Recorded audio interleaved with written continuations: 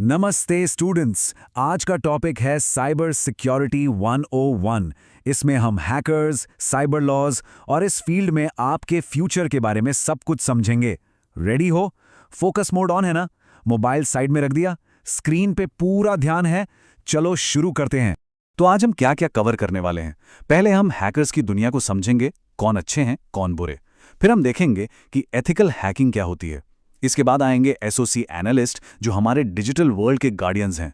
फिर इंडिया के cyber laws पे नजर डालेंगे और एंड में सबसे इंपॉर्टेंट, इस फील्ड में अपना करियर पाथ कैसे बनाएं, ये डिस्कस करेंगे।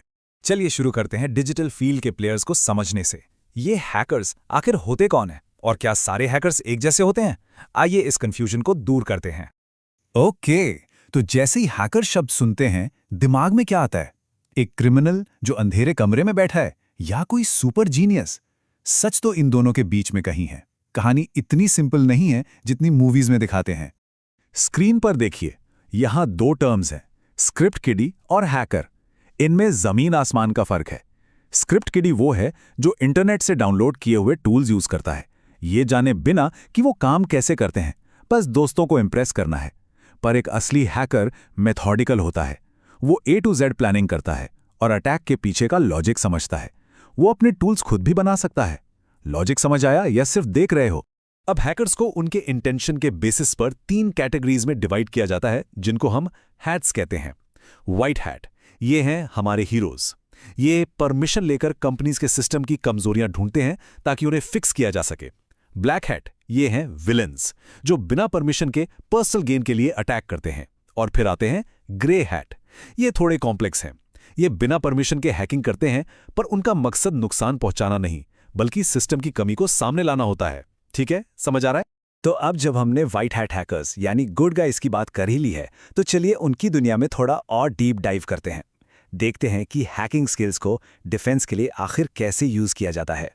एथिकल हैकिंग को पेनिट्रेशन टेस्टिंग या व्हाइट हैट हैकिंग भी कहते हैं। इसे आप एक डिजिटल हेल्थ चेकअप की तरह समझो। जैसे डॉक्टर आपकी परमिशन से टेस्ट करके बीमारी का पता लगाता है, वैसे ही एक एथिकल हैकर कंपनी की परमिशन से उनके सिस्टम की कमजोरियां ढूंढता है, ताकि ब्लैक हैट हैकर्स उनका फायदा ना उठा पाएं। और हाँ, ये 100% लीगल एक्टिविटी है। इस स्टेप का पर्पस समझ आया?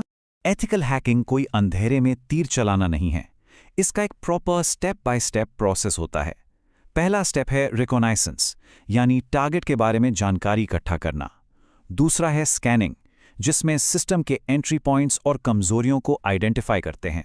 फिर आता है एक्सप्लोइटेशन, जहां सिस्टम को ब्रीच करने की कोशिश की जाती है, बिल्कुल एक रियल अटैक की तरह।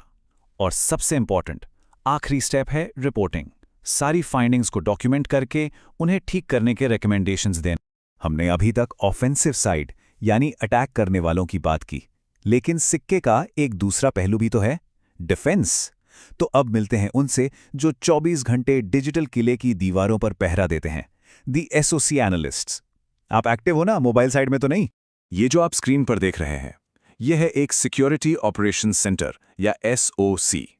इसको आप किसी बैंक के हाईटेक सिक्योरिटी कंट्रोल रूम की तरह सोचिए। यहां बड़ी बड़ी स्क्रीन्स पर हर नेटवर्क एक्टिविटी पर 24/7 नजर रखी जाती है। और यहां काम करने वाले लोग यानी एसओसी एनालिस्ट्स ही वो गार्डियंस हैं जो किसी भी सस्पिशियस एक्टिविटी को रियल टाइम में पकड़ते हैं। अब देखते हैं प्रैक्टिकली ये कैसे करते हैं। चलिए एक छोटा सा डेमो देखते हैं कि एक एनालिस्ट आखिर किन चीजों पर ध्यान देता है। ध्यान से देखना, स्टेप बाय स्टेप बता रहा हूं। ये एक सिंप्लीफाइड वर्जन है, पर इससे आपको क्लियर आइडिया मिल जाएगा। एनालिस्ट के पास बहुत सारे टूल्स होते हैं और उनमें से एक बहुत कॉमन टूल है वायरशार्क। ये टूल नेटवर्क पर ट्रैवल कर रहे डेटा को देखने में हेल्प करता है। जैसे एक डॉक्टर एक्सरे से हड्डियों के अंदर देखता है, वैसे ही एक एनालिस्ट वायरशार्क से डेटा पैकेट्स के अंदर झांक सकता है। तो जब एक एनालिस्ट डेटा पैकेट को एनालाइज करता है, वो बेसिकली 4 सवालों के जवाब ढूंढता है। पहला, सोर्स एड्रेस, यानी ये पैकेट आया कहां से। दूसरा, डेस्टिनेशन एड्रेस, यानी ये जा कहां रहा है। तीसरा, डेटा पेलोड, इसके अंदर क्या है। और चौथा, सबसे जरूरी, पोटेंशियल थ्रेट सिग्नेचर, क्या इसका पैटर्न किसी पहले से मौजूद वायरस या अटैक जैसा है। वीडियो पॉज करो और इस कॉन्सेप्ट को नोट करो, बहुत इंपॉर्टेंट है ये। तो हमने अटैकर्स और डिफेंडर्स दोनों को देख लिया, लेकिन इन सब के ऊपर एक चीज है, कानून। डिजिटल दुनिया में क्या सही है और क्या गलत, इसकी भी एक रूल बुक है। चलिए इंडिया के इंफॉर्मेशन टेक्नोलॉजी एक्ट को समझते हैं। साइबर सिक्योरिटी फील्ड में काम करना है तो कानून को समझना नॉन नेगोशिएबल है।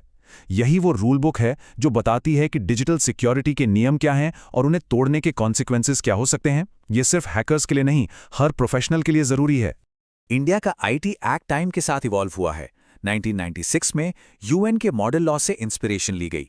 2000 में हमारा अपना आईटी एक्ट बना और 2008 में टेक्नोलॉजी के बदलने के साथ इसमें जरूरी अमेंडमेंट्स किए गए।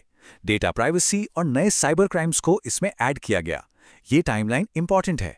अगर इंटरव्यू में पूछा गया तो बता पाओगे? एक बार फिर ध्यान से देखें। अब स्क्रीन पर कुछ सीरियस साइबर ऑफेंसेस और उनकी पनिशमेंट्स देखिए। सेक्शन 66 के अंडर डेटा चोरी करने पर 3 साल तक की जेल और 5 लाख तक का जुर्माना हो सकता है। प्राइवेसी वायलेट करने पर सेक्शन 66E लगता है और सेक्शन 66F यानी साइबर टेररिज्म, इसके लिए लाइफ इम्प्रिजनमेंट तक की सजा है। इन नंबर्स को देखकर समझ जाइए कि साइबर क्राइम कोई मजाक नहीं, इसके बहुत सीरियस रियल वर्ल्ड कॉन्सिक्वेंसेस हैं। ओके, तो अभी तक हमने बहुत सारी थ्योरी और कॉन्सेप्ट्स कवर कर लिए हैं। अब आते हैं सबसे इंपॉर्टेंट पार्ट पर।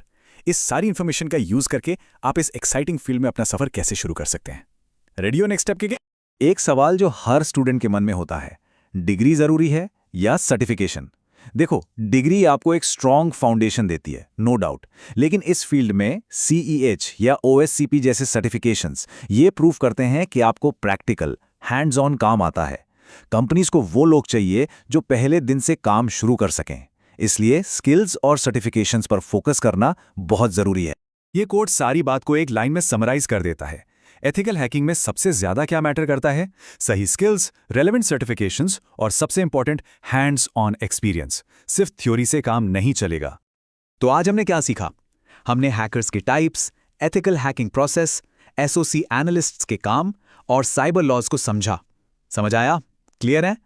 अब आपका काम है प्रैक्टिस करना। अपने फंडामेंटल्स जैसे नेटवर्किंग और ऑपरेटिंग सिस्टम्स को स्ट्रॉन्ग करो, हैक द बॉक्सेस से प्लेटफॉर्म्स पर प्रैक्टिस करो, हमेशा नए थ्रेट्स के बारे में पढ़ते रहो और कम्युनिटीज ज्वाइन करके दूसरों से सीखो। डिजिटल दुनिया को डिफेंडर्स की जरूरत हमेशा रहेगी। सवाल बस इतना है कि क्या आप उनमें से एक बनने के लिए तैयार हैं? अगर इस सेशन से रिलेटेड कोई भी डाउट है तो कमेंट सेक्शन में जरूर बताना। नेक्स्ट सेशन में हम एक नए टॉपिक के साथ मिलेंगे। All the best, keep learning. हमारे चैनल को सब्सक्राइब कीजिए और वीडियो को अपने दोस्तों के साथ शेयर जरूर कीजिए। कमेंट सेक्शन में अपना डाउट या नेक्स्ट टॉपिक लिखना मत भूलिएगा।